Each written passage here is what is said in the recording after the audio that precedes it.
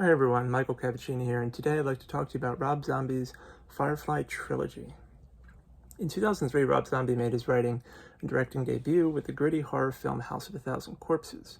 The success of this movie spawned a sequel, The Devil's Rejects, and a third entry in the series, Three from Hell. So let's take a look back at these films about the infamous Firefly family, including my thoughts and Rob Zombie's insights on each of these twisted tales. First up is House of a Thousand Corpses. So House of a Thousand Corpses. I remember seeing this movie when it came out in 2003 with my friend Brian. Neither of us realized going into the theater just how crazy House of a Thousand Corpses was actually going to be. For the uninitiated, it's the Texas Chainsaw Massacre on acid. Pretty much. It's very clear how Rob Zombie was heavily influenced by Tobe Hooper's most iconic film. And when you watch House of a Thousand Corpses, you can definitely see that influence.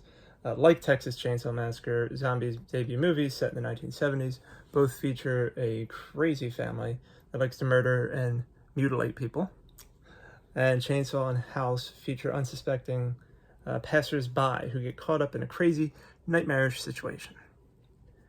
What Zombie does different is add in his own music, some LSD-inspired transitions, over-the-top gore, and a cast of characters that are even crazier than what Tobe Hooper conjured up. According to Rob Zombie, quote, "There's a feeling I used to get watching movies that's just gone. I remember when I was a kid, you'd go to the drive-in and see the great films like Texas Chainsaw Massacre and shitty films like Mother's Day or whatever. But there was just that feeling. You don't get that from Ghost Ship. I haven't seen it, but it just feels like a big, slick Hollywood movie. Whereas I really wanted to capture that strange, sleazy 70s feeling that horror was this other thing, not a mass-marketed, mass-produced, cookie-cutter type of film, but weird movies made by weird people for other weird people. I believe House of a Thousand Corpses really captures that feeling." So that's from Rob. So House of a Thousand Corpses is a film that almost never happened.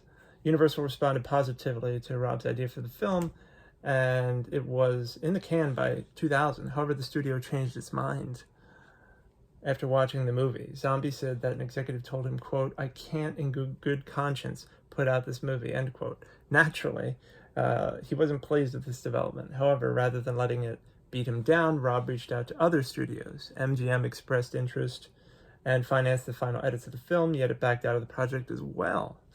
Finally, Lionsgate picked up House of a Thousand Corpses and released it in 2003. What a wild journey for the release of that film, huh?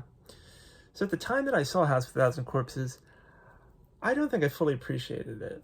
Similar to Hellraiser, I had to watch it a few times to really get it. Now, at this point in my life, I do. Aside from the obvious Texas Chainsaw influence, I now see how Brian De Palma's directing style heavily influenced Rob Zombie, from generously using split screen to providing viewers with an over-the-shoulder shot where a person's face is in the foreground, which is inspired by a classroom scene in Carrie. It's enjoyable to see how Zombie pays homage to those who paved the way for his theatrical success. Rob Zombie's film debut did exceptionally well. The budget was $7 million for House of a Thousand Corpses, and it brought in nearly $17 million worldwide. While it wasn't a massive success, it was profitable and popular. More importantly, the public loved the characters from the film, especially Captain Spaulding, played by veteran character actor Sid Haig. Since people became so attached to these characters and wanted to get to know them better, Rob Zombie decided to write and direct a sequel, The Devil's Rejects, which came out in 2005.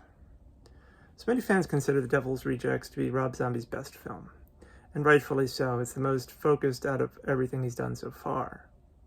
When he's not focused, he creates abominations like Halloween 2. Thankfully, that's not the case here. The Devil's Rejects is better than the film that preceded it in many ways. That said, they're purposely different in the way they're presented. For example, House of a Thousand Corpses was colorful and vibrant. It was so heavy on humor and overly reliant on retreading a story that had already been told in the Texas Chainsaw Massacre. By contrast, The Devil's Rejects has muted colors, a film grain overlay, and it's far more serious than its predecessor. There are still wisecracks, but they aren't as plentiful this time around. These changes help to differentiate the two movies from one another and set their respective tones. Quote, "Rather than recreating the same storyline oh, more people come to the house. The new film is all about Captain Spaulding, Otis, and Baby. It's more about the characters you like, said Rob Zombie. He continued by saying, it's funny, they're so radically different, but in a way I believe everybody's going to like. To me, the first film was this semi-violent, kind of wacky horror movie. This new one is really true-to-life violent story. It's got the same tone as something heavy, like Henry, Portrait of a Serial Killer. There's nothing fun-loving or wacky about it. We've tried to turn Otis, Spaulding, and Baby into very real characters and make all the situations realistic, so it's much more intense. I love how he compared it to Henry of a Portrait of a Serial Killer. It's one of my favorite horror movies because it's so gritty, intense, and real. So I can definitely see that comparison. So in The Devil's Rejects, gone are the Brian De Palma shots and the LSD-inspired transitions. It's clear that Rob Zombie grew up as a writer and a director in between these two films. One thing that isn't different is Rob Zombie's appreciation and use for character actors. Expect to see PJ Souls from Halloween and Carrie, as well as my buddy, Diamond Dallas Page, and a wide range of skilled character actors throughout the film. Quote, I hate watching movies where you have your couple of leads and everyone else is just going, who gives a shit? I want everybody in Devil's Rejects to be someone you'd get excited about. If you're going to have character there just for one scene, then make it worth it. We've tried to use people in different ways than they're usually used. Basically, I just cast people I like from other movies who I thought were really good and whom I've always wanted to see do more, said Rob Zombie. Clearly this approach worked because Devil's Rejects made even more money than House of a Thousand Corpses, and fans still sing its praises to this day.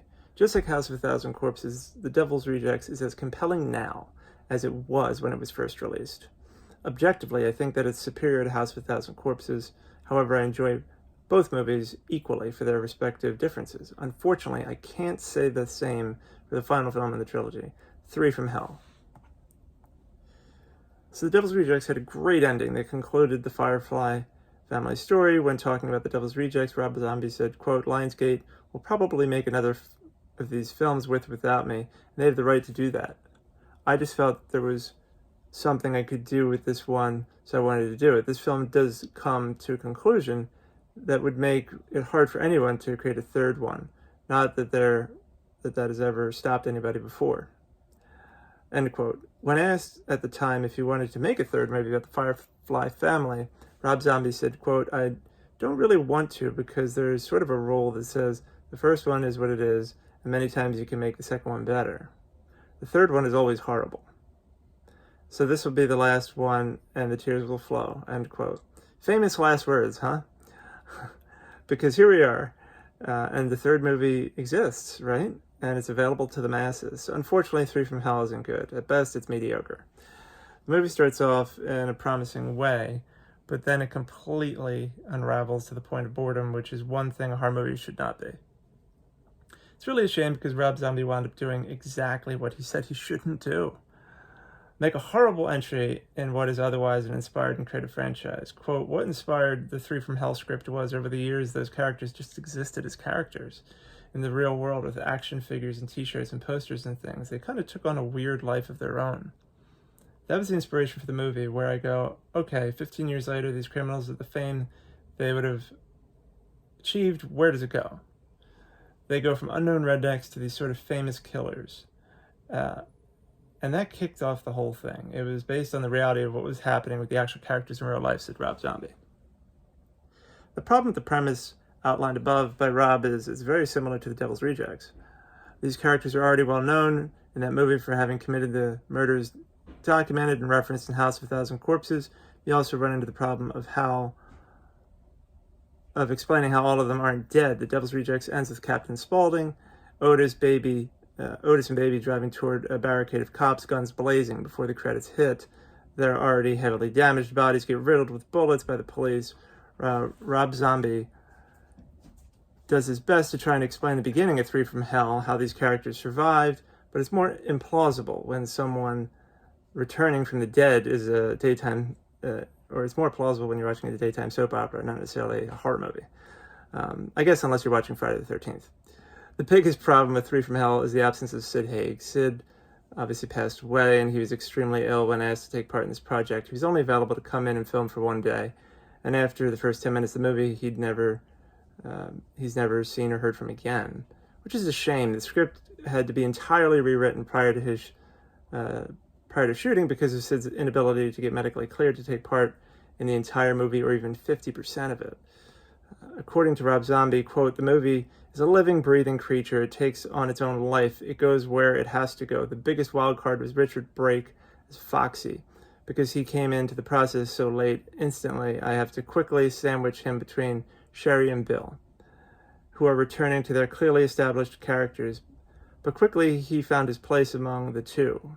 We charged forward and never looked back," end quote.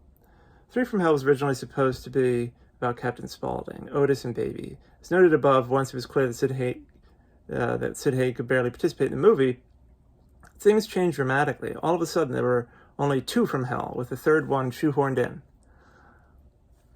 Winslow Foxworthy, Foxy Coltrane, who is supposed to be Otis's half-brother, Richard Brake, does a fine job with his role, but he's no Captain Spaulding. Even worse, Rob Zombie didn't know where to go with the script because he didn't postpone the movie to rewrite it. Instead, he rewrote it on the fly and hoped for the best. Clearly, that didn't work out, as the last two-thirds of the film feel like nothing happens that's inspired or compelling. As one Amazon reviewer puts it, quote, "This was a pure rehash of The Devil's Rejects, just without soul and meaning. All the plot points were the same, and they included around 20 lines from the first two movies. Very uninspired and lazy." So here are my final thoughts on this trilogy of films. Rob Zombie's Firefly Trilogy is worth watching, especially if you're a horror fan. The first two movies are highly enjoyable, with inventive characters, gripping visuals, brutal violence, and a healthy dose of humor. Together, they make a great double feature that tells a tightly woven tale about a psychotic band of murderers.